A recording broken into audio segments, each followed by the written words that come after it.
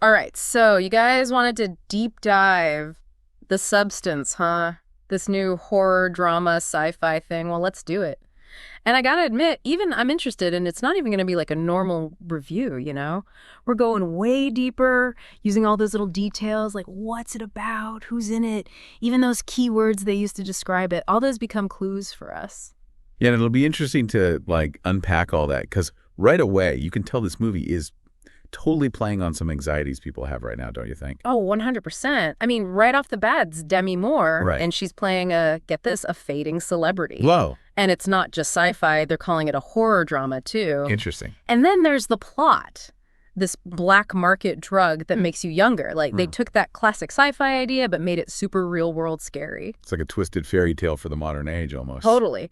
And speaking of the real world, it made $16.8 million at the box office, right? Yeah. But it only cost $17.5 to make. For a movie this, like, deep, that's got to mean something. Definitely.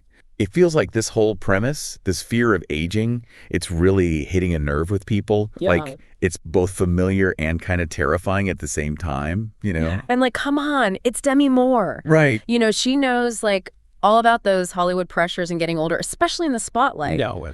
Talk about like metacasting. Seriously. It's almost too perfect. I know, right? Like, this isn't just some random actress. It's Demi Moore.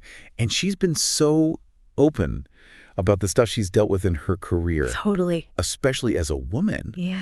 in an industry obsessed with, you know, being young. Yeah, It adds a whole other layer, doesn't it? For sure. To that whole anxiety thing. It's like they're commenting on it just by casting her. Exactly. And then you see the key words they're using for this movie.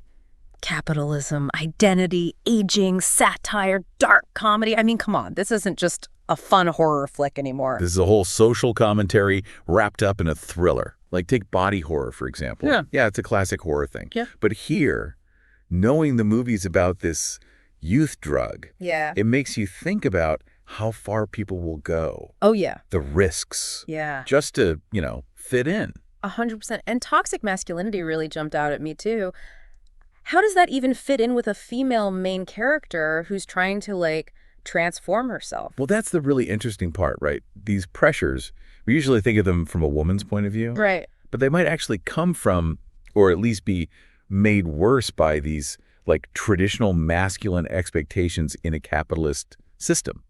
It's like the movie's kind of subtly asking, hold on, where's all this anxiety coming from? Yes. Ooh, I like that. Like, who actually wins when we're all constantly trying to be better? It's like they took those, like, systemic issues everyone's talking about and made a sci-fi movie about it. Okay. But okay, let's get into the specifics a bit. So one of the key words is Los Angeles, California. Well, yeah, I mean, duh, right? But then there's aerobics and disfigurement. Right. Those just feel so specific, it's almost jarring. It's true. It's like they just threw in a bunch of random words. But if we think of them like puzzle pieces, Los Angeles, we already talked about that whole image obsessed thing. Right, right. Aerobics, though, Yeah. it makes you think of that whole 80s vibe Oh, totally. when those pressures were like at an all-time high. Yeah. Like Jane the Fonda. leg warmers. Yes. This almost like desperate need to have the perfect body. And then you said it, disfigurement. That throws like a whole different feel into the mix. Yeah. This isn't some like happy makeover montage. It's like they're saying there's this dark side, this potential for things to go really wrong when you mess with, you know, nature. Right. What even I was this better version everyone wants in this movie? Is it actually better or just like a messed up version of what society tells us we should be? It's like they're holding up this messed up mirror to what we want and what we're scared of. And that title, The Substance, Yeah. it's so cold, you know? It Yeah. could be about the drug, yeah. But I kind of think it's about anything we use to try to fill a hole inside us. Ooh. Like anything to feel whole, even if it means losing who we really are. That's such a good point. It's not just about changing your body. It's about losing yourself trying to be what other people want. Exactly. And that's something everyone gets. You know, we've all felt that pressure. Totally. 100%. It's like the movie's tapping into this fear we all have, and the fact that people are into it, it Yeah. means this fear about aging, about who we are, about trying to fit these impossible standards. Yeah. We're all dealing with it. Exactly.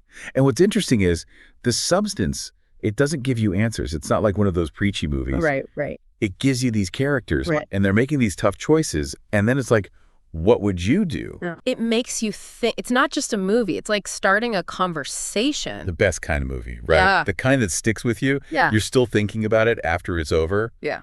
Makes you question stuff. Totally agree. So, guys, listen, if you're even a little bit curious about The Substance after this, I'd say go see it. But just, fair warning, Right. this isn't just a night out at the movies. It'll make you think. It might leave you with some big questions. But hey, that's what we're here for, right? Thanks for diving deep with us, and we'll catch you on the next one.